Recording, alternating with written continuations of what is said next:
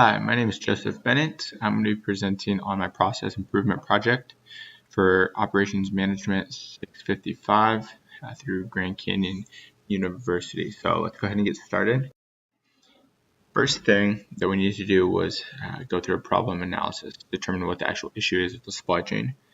We used a check sheet as noted in phase one. The symptoms here were unhappy customers. We had customers leaving either to competitors or simply leaving that market space altogether. One of the other symptoms was a loss of market share to competitors. We were losing out on potential revenue and profits because of these unhappy customers. So the root cause was boiled down through our analysis. Through review of the current process, we narrowed it down to a certain point. The point where the problem was typically occurring almost all the time was when an employee department named the SSCs were introduced. On introduction, students began to experience have negative experiences with the school, and so that was when we started noticing a drop off. Students weren't making it past that point. So, as a project management team, we needed to come up with a solution. We needed to implement that, and in the end, hopefully, the end goal or the end result is positive. So, part one of the solution was to alert SSC managers that this was an issue that their employees were either through lack of quality work or lack of effort or lack of training, whatever the case was. We were having an issue or breakdown there. So after the managers are alerted, they will continue to work closely with the employees to provide mentoring and feedback specifically for this case. The hope behind that part is that the customer service will improve. Throughout the process, managers will use informal communication on a regular basis to guide the SSCs.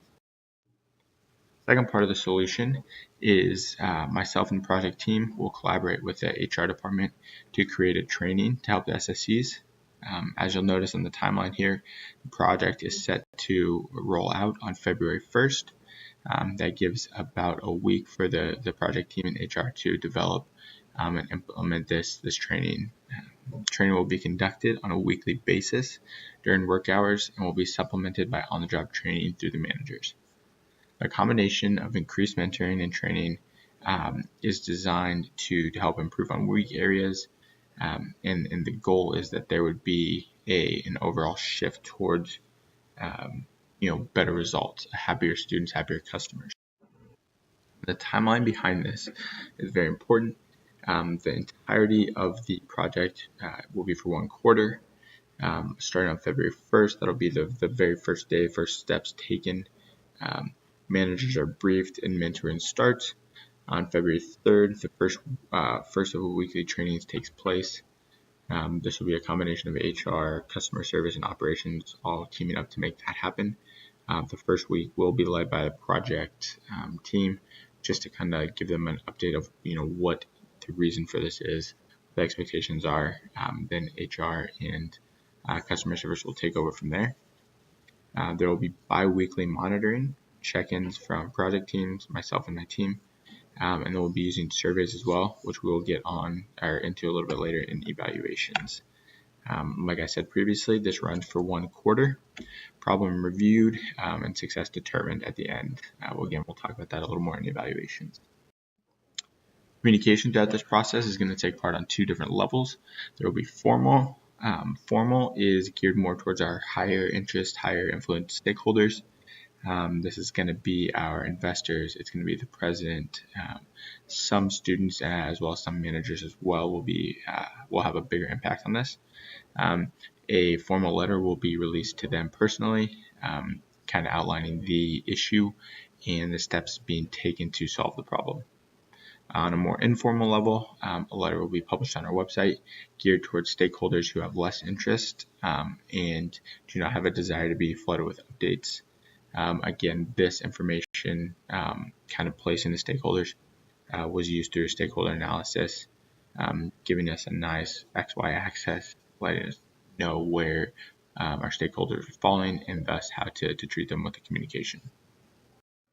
The final step is going to be the evaluation. We need to know if this project was successful or further steps are needed.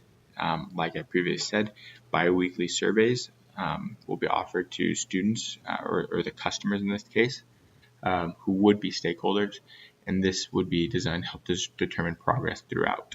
So we're checking in every 2 weeks over the course of a quarter. So there will be a number of briefer surveys. The idea that we really like behind this is that it gives stakeholders a voice, which we've determined in previous assignments is a great way to increase buy-in from students.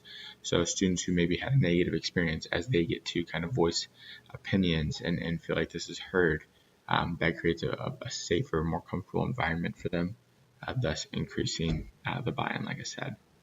So the final survey at the end of the quarter is what will ultimately determine the overall success of the project. This will be compared to complaints and issues and overall numbers at the beginning. Final result will determine the need to take future steps. If the results come back positive, then we will consider the problem solved for the time being, and will allow us to move on through that. If the results come back in a more negative fashion, then we would have to reevaluate what future or slightly more drastic steps we need to take forward. So, in conclusion, like I said, the data will be analyzed. Ideally, the project would be successful. The ultimate goal is happier customers and better customer retention, which not only provides a better experience overall for the customer, but it's going to allow the company to continue to be successful by increasing revenue and then ultimately profit as well. Thank you so much for your time, and I'll be happy to take any questions.